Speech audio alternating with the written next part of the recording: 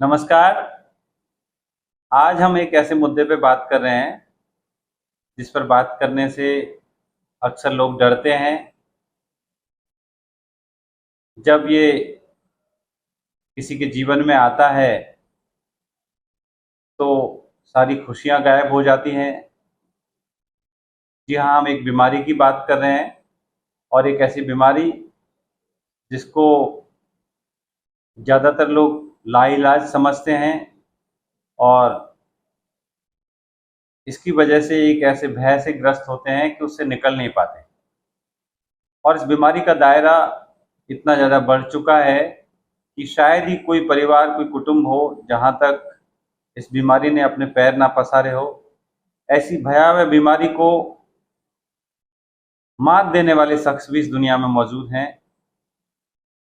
जी हाँ, मैं बात कर रहा हूँ कैंसर की और कैंसर को हराने वाले प्रोफेसर रामबख्श की। प्रोफेसर रामबख्श जो जवाहरलाल नेहरू विश्वविद्यालय में भारतीय भाषा केंद्र में प्रोफेसर और अध्यक्ष रहे, अभी फिलहाल सेवानिवृत्त हैं। लेकिन जब ये यहाँ पर प्रोफेसर थे, उसी दौरान सन 2010 में कैंसर ने इनके शरीर पे हमला किया और कैसे उन्होंने इस बीमारी का सामना किया और उसको हराया। इसी पर बात करने के लिए प्रोफेसर रामबख्श स्वयं हमारे साथ हैं। सर, आपका बहुत बहुत स्वागत है। धन्यवाद मीना जी। मैं सबसे पहले जानना चाहता हूं कि जब आपको पहली बार पता चला कि आपको कैंसर जैसी एक गंभीर बीमारी हो गई है, तो पहली बार तो आपको कब पता चला, और जब पता चला तो आपकी पहली सोच और भावना, एक प्रतिक्रिया इस बीमारी के प्रति अपने मन में, वो क्या थी? देखिए, ये क्या है कि मुझे बहुत दिनों तक पता नहीं चला और मुझे आ रहा था बुखार। और वो बुखार जो है वो कम वाला आता था, माने 1-2 डिग्री का बुखार होता था और वो ठीक समय पर आता था। दिन के 2:15 बजे आता था और सुबह रात भर रहता और सुबह चला जाता। तो उसका हमने बुखार का इलाज कराया और कहा कि पता नहीं क्या है, टाइफाइड हो सकता है। तो फिर हमने टाइफाइड का चेक कराया, फिर टाइफाइड के इंजेक्शन लगाए 6-7। फिर एक जगह और किसी डॉक्टर ने कहा आपके टीबी हो सकती है। तो जब कहा चलो टीबी का भी पॉजिटिव है, तब जो है मैंने कहा नहीं, अब हम एक्सपेरिमेंट नहीं करेंगे। और तब मुझे पहली बार ये चला कि जब आपको कैंसर होता है तो दूसरी सारी बीमारियां पॉजिटिव आने लगती, जो बीमारी आपके हैं नहीं है वो भी आपको दिखाई देने लगती। तो मैंने कहा अच्छा, पता नहीं कब ये बुखार कब ठीक होगा, मालूम नहीं। मैं 2:30 बजे क्लास लेने चला जाता था, फिर वापस आता। फिर बुखार का एक टाइमिंग होता था, भाई इस समय बुखार आएगा, और ये मेरा महीने 2 महीने चला। फिर मेरा एक तरीका है जीवन जीने का, जिसमें मैं अपने सभी मित्रों से चर्चा करता हूँ। तो गंगा साहब मीणा से भी की, और मेरी एक स्टूडेंट है रोहतक में, रोहिणी अग्रवाल, बड़ी भारी राइटर है।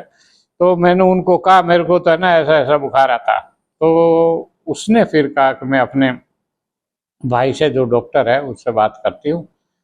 फिर उन्होंने बात की और फिर मेरे को एक डॉक्टर के पास भेज दिया। डॉक्टर ने सारी चीज़ें टेस्ट देखा और उन्होंने पेट स्कैन के लिए कहा।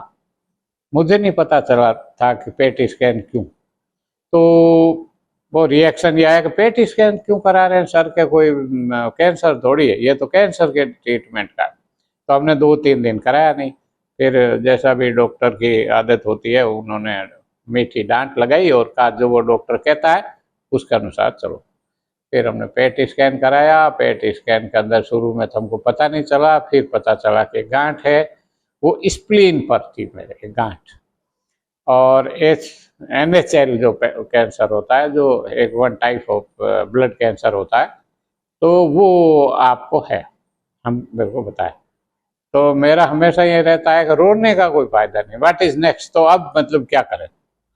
तो उसी दौरान ये बताया मुझे कि डॉक्टर ललित कुमार एम्स में बड़े भारी उसके डॉक्टर बारे है। में बात करेंगे, लेकिन जैसे पहले दिन आपको पता चला तो आपकी जो पहली प्रतिक्रिया कैंसर के प्रति वो प्रतिक्रिया क्या थी, आपकी सोच, आपकी भावना? देखिए, पहली बात तो ये है कि मुझे कैंसर इतना खराब और भारी होता है जानता ही नहीं था। अज्ञान के भी बड़े फायदे होते हैं। तो मेरे को था कि ये बीमारी है, बुखार है, तो ये कैंसर भी कोई बीमारी है जो उसका डॉक्टर इलाज करेंगे।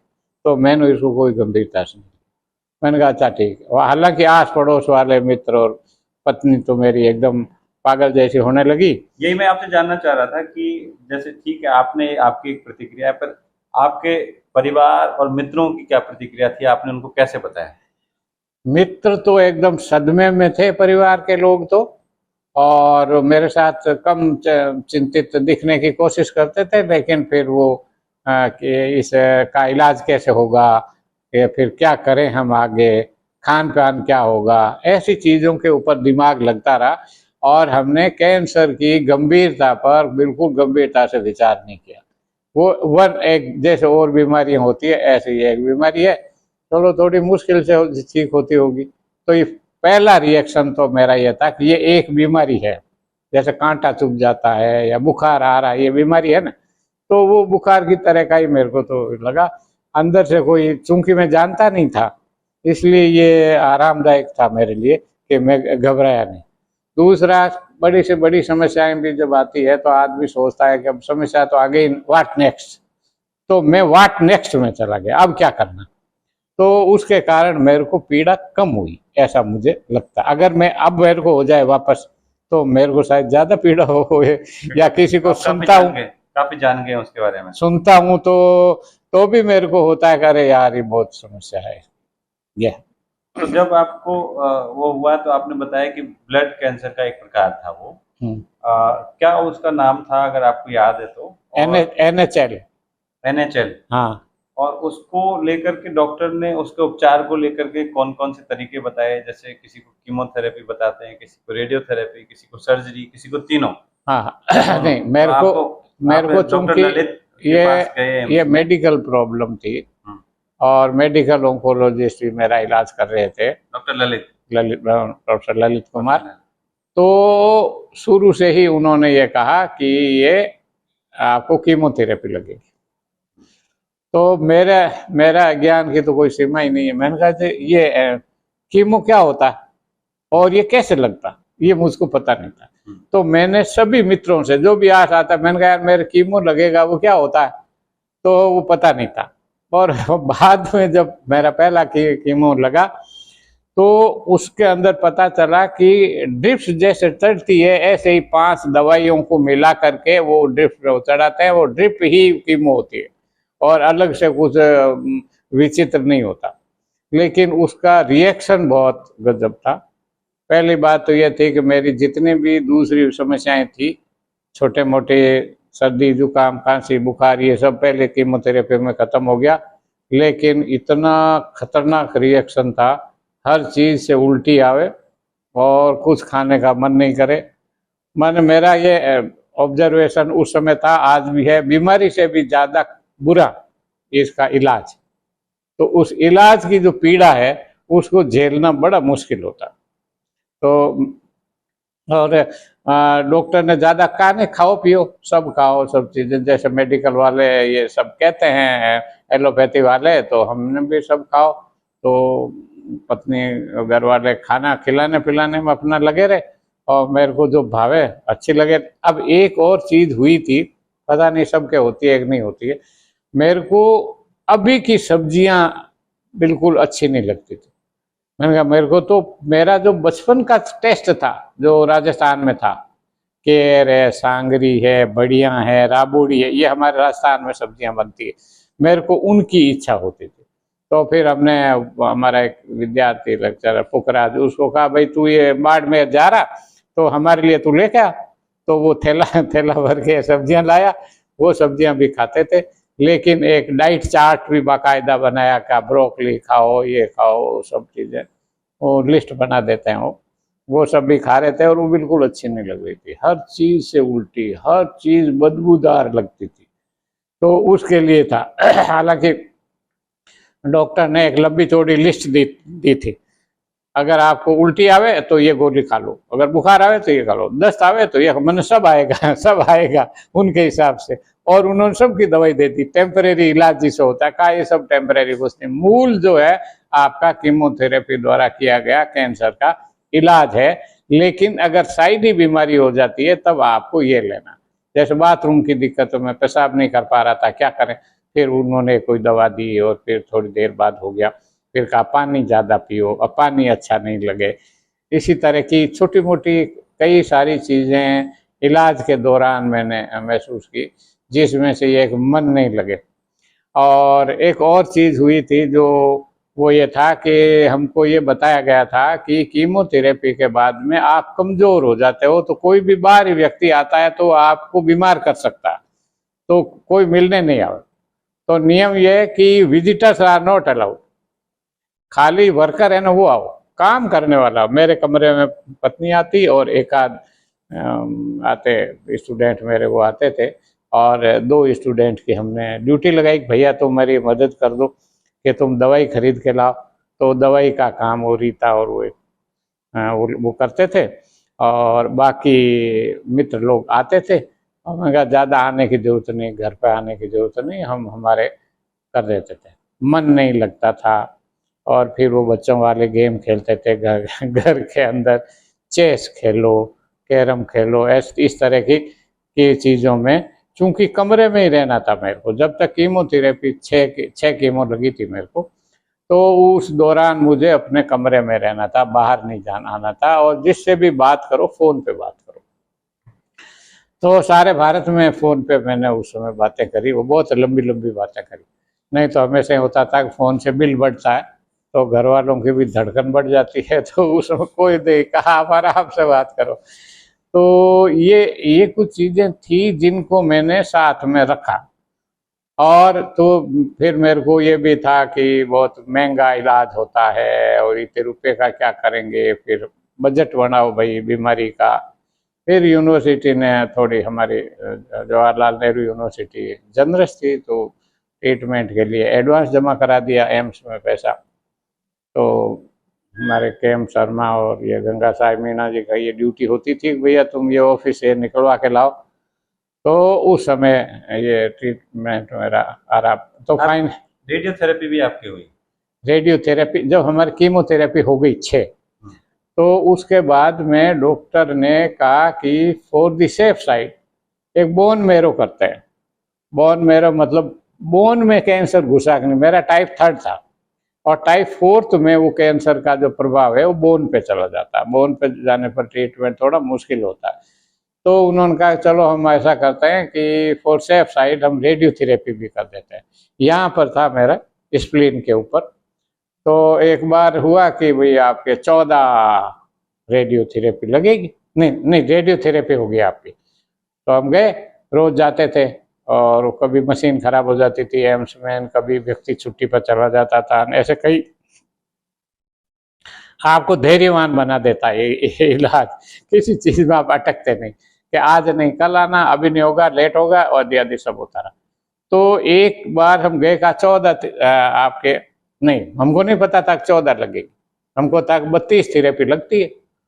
फिर हम गए तो मशीन पे लेटे, और लेटने के बाद वो जो व्यक्ति था कहा नहीं जाओ आपका नहीं होगी। मैंने कहा क्यों नहीं होगी, तो वो कोई बताने के लिए राजी नहीं। तो एक दिन फिर मैं गया, और साथ में मेरी रीता दुबे साथ में थी। तो हम गए, और वहाँ पर क्या है कि हॉस्पिटल का वातावरण ये है कि हॉस्पिटल वाले मानते हैं कि सर्दी जुकाम के मरीज आ गए, वो बिल्कुल सीरियस नहीं लेते थे, मतलब बिहेवियर में, ताकि आप आत्मदया से ग्रसित न हो। इसलिए क्या है, एक दूर हटो, इधर बैठो, ये करो। और जब आप कमरे में चले जाते हो डॉक्टर के पास या ऑब्जर्वेशन में, तो एकदम परफेक्ट वातावरण होता है। लेकिन बाहर का वातावरण तो बिल्कुल ऐसा ही होता है। अब हम पूछें किससे, हम पूछें तो कोई जवाब नहीं दे, भाई आप हमारी क्यों नहीं हुई, हमारी रेडियोथेरेपी होनी थी। तो कई दिनों के बाद में फिर हमने खूब डांट खाई, मैंने भी खाई, और रीता दुबे ने भी डांट खाई। फिर वो रीता दुबे ने कहा सर एक बार और जाते हैं। मैंने कहा खाओ, जाकर डांट खा के आ जाओ। फिर वो गई अंदर, किसी से बात की, तो उन्होंने फिर ये कहा कि आपके चूंकि स्प्लीन पर ये है, इसलिए स्प्लीन में आपको ज़्यादा रेडियोथेरेपी नहीं दी जा सकती, इससे स्प्लीन पे बुरा असर पड़ता और कैंसर ना हो तो हो जाता है।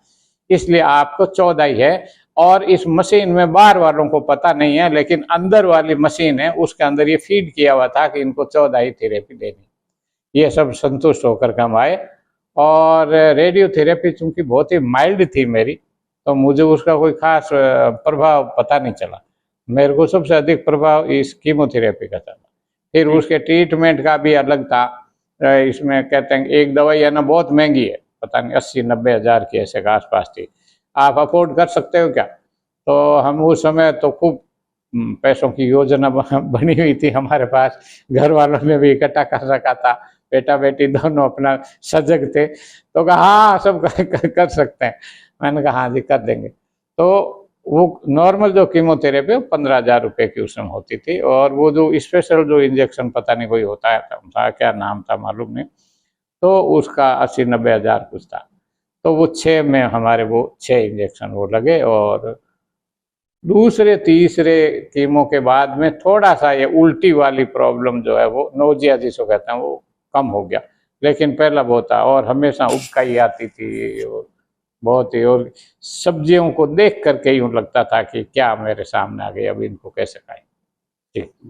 इस बीमारी का आपके जो मानसिक स्वास्थ्य या आपकी जो भावनात्मक चीजें हैं उस पर कैसा असर पड़ा? और क्योंकि बीमारी इसमें जब आप घिरा होता है, इतनी आप कह रहे हैं कीमो की प्रक्रिया में इतना ज़्यादा मुश्किलें आई, तो उन जो भावनात्मक समस्याएं पैदा हुई या मानसिक समस्याएं पैदा हुई, उनसे निकलने के लिए, या बीमारी का जो डर भी होता है उससे निकलने के लिए, क्या आपने कोई काउंसलर की मदद ली या नहीं, आपने मेरे कैसे को डील किया? देखो सबसे बड़ी चीज जो बेनिफिट था वो ये था कि कैंसर जो है इन सर्विस हुआ। जब आप इन सर्विस होते हो, और मैं टीचर के तो बहुत प्रेम करने वाला होता है ना स्टूडेंट्स, तो भारी मात्रा में एक सपोर्ट ग्रुप आपको इंस्टीट्यूट देता है, न केवल स्टूडेंट बल्कि कलीग भी। तो मुझे कभी ऐसा फील नहीं हुआ कि मैं अकेला हो गया, क्या हुआ। मेरे को खाली इतना ही फील होता था कि ये दर्द हुआ और ये दर्द ठीक हो गया, अभी बेचैनी है, अभी नींद आ रही है, अभी नहीं आ रही, अब बुखार उतर गया, नहीं उतरा। और मुझको मेरे टाइम पे जो चार्ट बनी हुई थी कि ये दवाई है ये लेनी थी, ये मेरे को याद रखना था। तो मेरे को कोई भावनात्मक समस्या जैसी है ना मेरे को हुई नहीं, क्योंकि मैं कभी अकेला रहा ही नहीं। फिर कभी घर में या तो फोन पे बात करते थे, और या जो है घर के अंदर हम पति पत्नी या बेटी बेटा आ जाते थे कभी कभी, तो उनसे बात होती थी। और फिर वो छोटे बच्चों वाले गेम खेलते रहते थे, हमें चलो समय पिता, पढ़ना है नहीं, कुछ करना है नहीं, काम कुछ नहीं है, बाहर घूमना नहीं है, कमरे के अंदर रहना है। तो वो उस नियति को एक्सेप्ट कर लिया, बीमारी को स्वीकार कर लिया। फिर ये भाई अब जब तक ये बीमारी रहेगी तब तक हमारी जो जीवन पद्धति है वो इस तरह की होगी। तो मुझे कोई मानसिक परेशानी जैसा कुछ नहीं हुआ, और मुझे इसके लिए कोई काउंसलिंग की कोई जरूरत नहीं थी। सब सपोर्टिव एलिमेंट थे हमारे आसपास। तो जब तक वो सपोर्टिव एलिमेंट अनकंफर्टेबल नहीं करे तो हम अनकंफर्टेबल क्यों होंगे। तो सब मित्रों की अनुकंपा है, तो इसलिए मेरे को ये तो नहीं रहा। मेरे को खाली फिजिकल प्रॉब्लम थी जिस पे मेरे को चिंता करनी होती थी कि इसको ये कैसे ठीक होगा, कब होगा, क्या होगा, कितना हुआ, इस दवाई का कितना है, अब कितनी कीमो बची हुई है, अब कब लगेगी। तो वो लास्ट वाली कीमो तो बहुत मतलब इजी तरीके से हो गया। जो कैंसर से पहले का जीवन है और बाद का जीवन है, तो उसमें जीवन मात्र के प्रति आपके नजरिए में कोई बदलाव आया? पहले जीने का कुछ अलग तरीका था, बाद में जब कैंसर से आप ठीक हो गए, उससे निकल गए, तो क्या कोई बदलाव आया? जब मैं ठीक हुआ, पहले तो भाई सभी लोग जो है वो छोटी मोटी तिकड़म वगैरह करते रहते हैं, और ये षड्यंत्र कर दिया, किसी को ये नुकसान पहुंचा दिया, ये बहुत अहंकार मारा, इसको ठीक करना है। उसके बाद में मैंने बंद कर दिया, हालांकि पहले भी ज्यादा नहीं था, लेकिन बाद में ये हुआ कि सब धरती मिट्टी है, सारे मनुष्य अपने ही हैं, सब एक ही जैसे हैं, इसलिए इनके प्रति कोई आक्रामक रुख नहीं रखना। दूसरा ये नहीं रखना है कि मुझे कुछ किसी को नुकसान पहुंचाना। अगर हो सकता है तो किसी की मदद कर दो, और नहीं हो सकता है तो टेंशन फ्री लाइफ आप रहे, मतलब तनाव आपको ना हो। अगर आप गड़बड़ करोगे तो आपको तनाव भी होगा, तो तनाव वाले काम नहीं करना। वो आज भी मेरे को ये रहता है कि तनाव मुक्त जीवन जो है वो आदर्श जीवन होता है, वही जीवन आदमी को जीना चाहिए, लेकिन वो बड़ा मुश्किल से मिलता। तो इसके बाद में थोड़ा सा कहना चाहिए, एक रिलीजियस सेंटिमेंट्स आया मन के अंदर कि सब अच्छा अच्छा सबके साथ होना चाहिए, और सबका भला, सबके भले में भी अपना भला हो पावे तो ठीक, न हो पावे तो ठीक, लेकिन सब किसी में कोई मतभेद जैसा और वो नहीं रहा, कई सालों तक रहा। बाद में मैं भूल गया कि मेरे को भी कैंसर हुआ था। आजकल तब इतने दिन बाद आपने याद दिलाएगा, अच्छा ये मेरे को हुआ था क्या। और दूसरा, कैंसर से कोई जीतता वीतता नहीं है, कैंसर खतरनाक बीमारी है। और मेरा जब ट्रीटमेंट किया था डॉक्टर ललित ने, तो उन्होंने मेरे को कहा, साहब ये लो डॉक्टर साहब, आपका 10 साल का जीवन तो मैंने बढ़ा दिया। तो 2011 में हुआ। मैंने कहा व्हाट नेक्स्ट 10 साल के बाद क्या। तो 2021 में वापस गया। तो और अब डॉक्टर ललित से तो नहीं पूछा, लेकिन उसके जो जूनियर थे, मैंने कहा डॉक्टर साहब ने मेरे को कहा कि 10 साल तक का आपका जीवन है, तो बढ़ गया, तो अब क्या होगा। एक तो ये प्रश्न था मेरे दिमाग में। दूसरा मेरे दिमाग में प्रश्न था कि मेरे को अब तो नहीं होगा, वापस तो नहीं होगा, ये आप इलाज कर रहे हो, पता चला दोबारा हो गया। जैसे मेरे प्रोस्टेट का ऑपरेशन किया और प्रोस्टेट दोबारा बढ़ गई, तो ये दोबारा वाला बड़ा गड़बड़ है। तो डॉक्टर जो थे, डॉक्टर बड़े साइकोलॉजिकली वो ट्रीट करते हैं, आपको मानते हैं कि नादान हैं। तो एक डॉक्टर ने मेरे को कहा कि as on today you are all right, आपके शरीर में कैंसर के कोई कीटाणु लक्षण नहीं है, कैंसर फ्री हैं आप, हैं कैंसर फ्री कह सकते हैं। हाँ, तो और तो हरा दिया आपने फिर? नहीं, कुछ नहीं हराया, वो हरा ही नहीं सकते, वो बहुत मजबूत है। मैं उसको नमस्ते करता हूँ, दूर रहे भाई, जैसे मैं दुष्टों को भी करता हूँ दंडवत भैया प्रणाम, आप मेरे से दूर रहो, ऐसे कैंसर भी सबसे दूर रहे, उसको कोई हरा वरा नहीं सकता, मैं भी कुछ नहीं हरा सकता। वो इलाज किया 10 साल। तो उन्होंने कहा कि आज आप सही हो, नई बीमारी आपको कुछ भी हो सकती है, लेकिन इसके कारण ये रिवाइज हो गई, ये नहीं, तो आप अपनी वे ऑफ लाइफ जो है वो अपना सुधारो।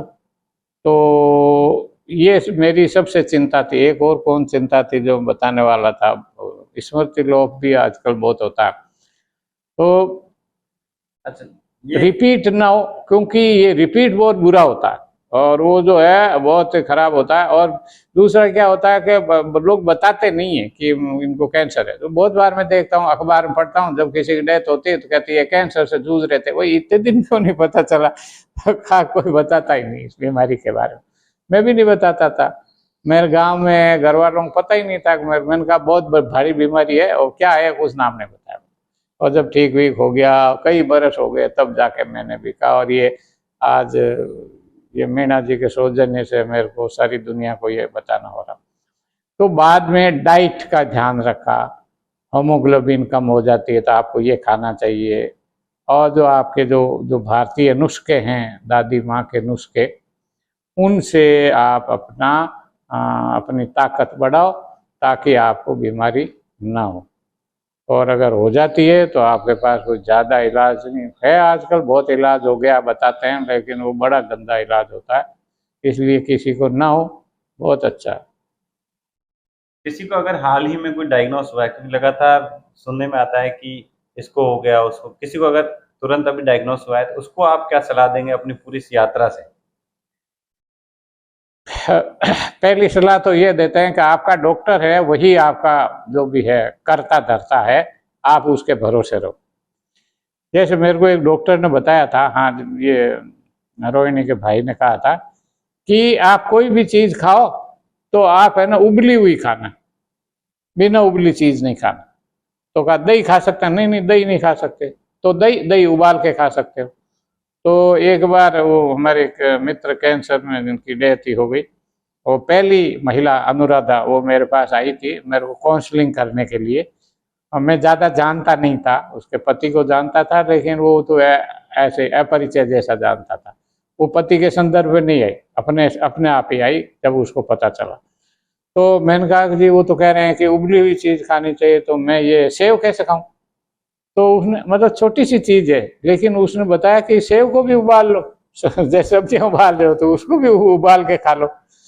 दूसरी, वो डॉक्टर साहब ने जिन्होंने पहले बार मेरे को देखा था, उन्होंने मेरे को कहा कि आप मोटे छिलके वाला फल खाओ।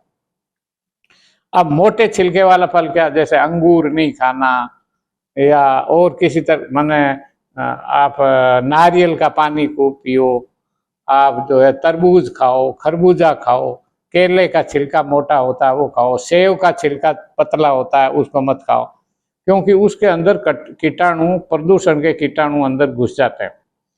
तो ये उन्होंने मेरे को बताया। तो बाद में कोई मेरे को पूछता है तो मैं उनको कहता हूँ इन दो बातों का ध्यान रखना, हर चीज उबली हुई खाना, और बाद में पानी का भी रहा तो एक खास तरह का पानी था कि ये पानी आप पियो।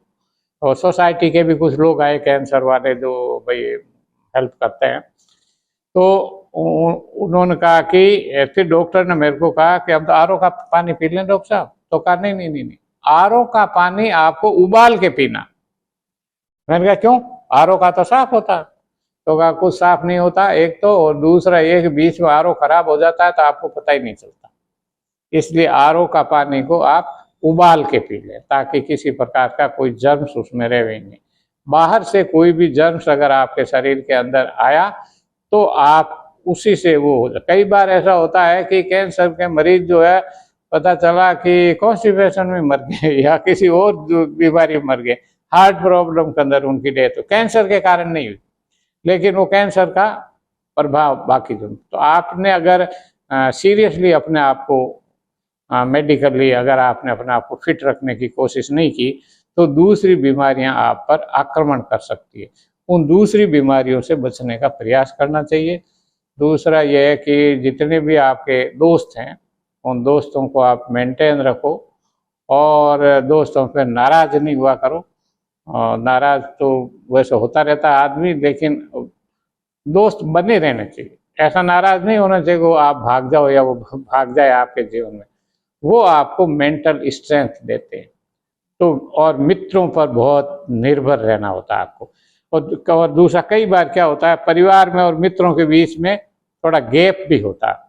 परिवार को लगता है कि ये हमारा बच्चा है, जैसे होता है ना सास बहू में भी होता है कि ये बच्चा मेरा, पत्नी कहती है मेरा, तो दोनों के बीच में टेंशन।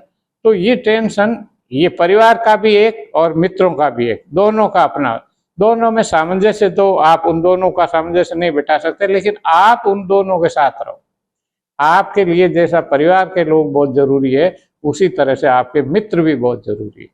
और ये आपको कैंसर के बाद मेरे को अंडरलाइन हुआ, जिसको कह रहे, पता तो पहले भी था, ध्यान तो मैं पहले भी रखता था, अभी भी रखता हूँ, लेकिन ये अंडरलाइन हुआ कि ये बहुत महत्वपूर्ण। तीसरी बात मैंने ये देखी कि सारा ज्ञान इस समाज में है, आप छुपाओगे तो छुपाते रहो। जब आप बोलोगे, रोगे सबके सामने कि मेरी ये दिक्कत, घर वालों का तो लिमिटेड ज्ञान है तो बाहर ही बोलोगे, तो बाहर से आपको कई तरह की जानकारियां मिलती। उन जानकारियों को संभाल के रखो, बहुत कीमती होती है। यानी तो बता भी देना चाहिए लोगों को। हाँ, पूछे तो बता दो, बिना पूछे तो बता नहीं सकता ना। वो बिना पूछे बताने पर तो बहुत परेशानी हो जाती है, क्योंकि अगला कहता मैंने पूछा थोड़ी। पर दूसरा ये कि साइकोलॉजिकल एक आपको स्ट्रेंथ मिलती है, और दूसरे का आप बच भी सकते हो। हमारा कहना है कि न भी बचे, जब तक जिंदा रहें तब तक थोड़ा जोली तरीके से, मस्त तरीके से आराम से रहें। तो ऐसे में थोड़ा आगे बीमारी आ गई, चलो अभी सो भी फुटबॉल खेलते हैं, उसका जो होगा सो होगा। आखिरी सवाल है जी, आखिरी ये कि जितने लोगों को हो रहा है लगातार, तो जिनको अभी तक नहीं हुआ है, जो इससे बचे हुए हैं, वो कैसे बचे रहें, उनके लिए कोई आप ऐसी बात बताना चाहें जिससे कि इसकी कोई, क्योंकि अब तक वैज्ञानिकों ने कोई इसका तर्क नहीं दिया है कि किस तरह से ये बीमारी क्यों होती है, तो तब तक हम कुछ नहीं कह सकते। सिर्फ इतना सा कि हम तो यही कहते हैं कि आप अपने को फिजिकली फिट रखो, ताकि जब बीमारी होवे तो कीमो को झेल पाओ। नहीं तो पता चला कीमो नहीं झेल पा रहे बात। और ऐसे कई लोग मैंने मरीज देखे जो इस स्टेज में का ये कीमो को सहन नहीं कर सकते, इसलिए उनको कीमो टलती रहती है। पहले खा पी करके मोटा, जब बकरे को जब हलाल करते हैं तो पहले थोड़ा मोटा करते हैं। तो आप भी अपने शरीर को मोटा, मजबूत, स्वस्थ रखो ताकि बीमारी आवे तो आप उसका मुकाबला कर सको, अन्यथा मुश्किल। जी, आपने समय दिया और बहुत महत्वपूर्ण बातें बताई। आपको बहुत बहुत धन्यवाद। धन्यवाद जी। मेरे से भी आपने बुलवा लिया तो कोई कम बात है।